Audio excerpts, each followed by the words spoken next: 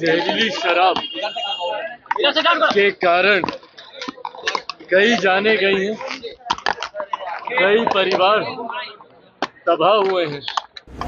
जिस तरीके से गिरफ्तारी इसमें की जा रही है, ये हमारी सरकार की गंभीरता को भी दर्शाता है। किसी को भी इसमें बख्शा नहीं जाएगा।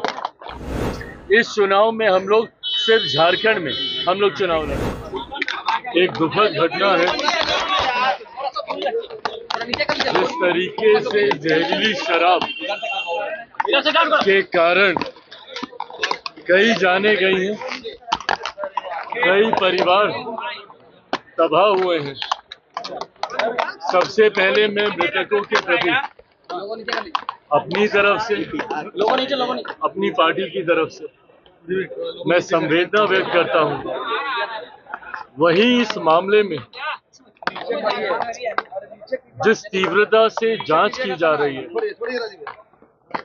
एसआईटी का गठन करके जिस तरीके से गिरफ्तारी इसमें की जा रही है, ये हमारी सरकार की गंभीरता को भी दर्शाता है कि इस मामले को कतई हल्के में नहीं लिया जाए और जो भी लोग इसमें दोषी हैं, भले वो जहरीली शराब के आयात को लेकर हो या उसके अवैध निर्माण को लेकर, किसी को भी इसमें बख्शा नहीं जाएगा।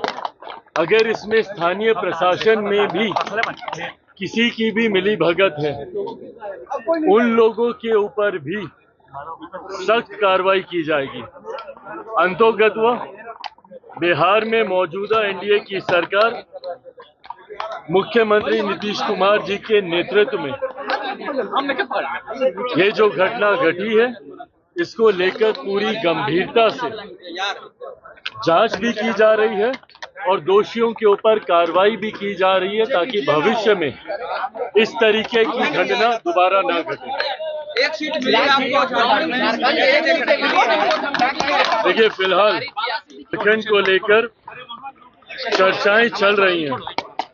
इस वक्त भी जिस वक्त मैं आपसे बातचीत कर रहा हूं, झारखंड के लोक जनशक्ति पार्टी रामविलास के प्रभारी और जमुई के सांसद अरुण भारती जी रांची में ही हैं और सीएम असम हेमंत बिस्वा शर्मा जी वो भी इस वक्त रांची में मौजूद हैं। मुझे लगता है आखिरी दौर की ये बातचीत चल रही है। कल जिस तरीके से हेमंता जी ने सबको बताया कि एक सीट लोक जनशक्ति पार्टी रामविलास को और बाकी जितने घटक दल हैं, जनता दल यूनाइटेड और अजसू को लेकर उन्होंने जानकारी साझा की। इन तमाम बातों पर अंतिम मोहर इस वक्त जब मैं आपसे बातचीत कर रहा हूं लग रही है। केंद्रीय संसदीय बोर्ड के पास भी कल देर रात तक ये विषय आया था। बोर्ड की सहमति के बाद प्रभारी झारखंड अरुण भारती जी इस विषय को लेकर हमारी राज्य इकाई के पास गए हैं। उनसे भी बातचीत हो रही है और गठबंधन के बाकी साथियों से भी बातचीत हो रही है। मुझे लगता है दोपहर 3-4 बजे के आसपास इस पर अंतिम मोहर लग जाएगी और इसकी घोषणा रांची से ही एक प्रेस वार्ता के माध्यम से की जाएगी। ये प्रस्ताव राज्य इकाई के माध्यम से केंद्रीय संसदीय बोर्ड के पास आया था। इस विषय को मैं स्पष्ट कर दूं कि ये जो उत्तर प्रदेश में उपचुनाव में लोक जनशक्ति पार्टी रामविलास चुनाव लड़ेगी, ये बात कल राज्य इकाई के माध्यम से वहां पर कही गई थी। पर ये बात एक प्रस्ताव के तौर पर राज्य इकाई ने केंद्रीय संसदीय बोर्ड के पास भेजा था, जिसको केंद्रीय संसदीय बोर्ड ने अस्वीकार किया है। उत्तर प्रदेश में लोक जनशक्ति पार्टी रामविलास कोई उपचुनाव में चुनाव नहीं लड़ने जा रही है। हम लोग सिर्फ इस चुनाव में झारखंड में हम लोग चुनाव लड़ेंगे। इसके अलावा तमाम उपचुनाव में लोक जनशक्ति पार्टी रामविलास भारतीय जनता पार्टी का मजबूती से समर्थन करेगी, भले वो बिहार का उपचुनाव हो उत्तर प्रदेश का उपचुनाव हो, महाराष्ट्र में विधानसभा के चुनाव हो, इस चुनाव में हम लोग सिर्फ झारखंड में हम लोग चुनाव लड़ेंगे।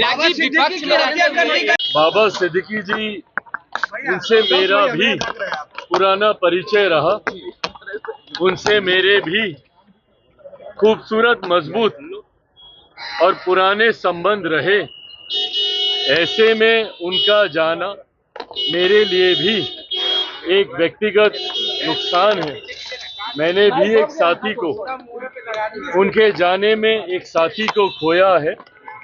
ऐसे में मैं उनके परिवार के प्रति अपनी संवेदनाएं प्रकट करता हूं और साथ ही मैं उम्मीद करता हूं कि जल्द से जल्द उनके परिवार को न्याय मिले और दोषियों को कड़ी सजा मिले। सलमान खान को भी धमकी मिली है, चिराग जी, नंबर भी जरूरी है। देखिए, मुझे लगता है केंद्र सरकार और राज्य सरकार भी उनकी सुरक्षा को लेकर चिंतित है।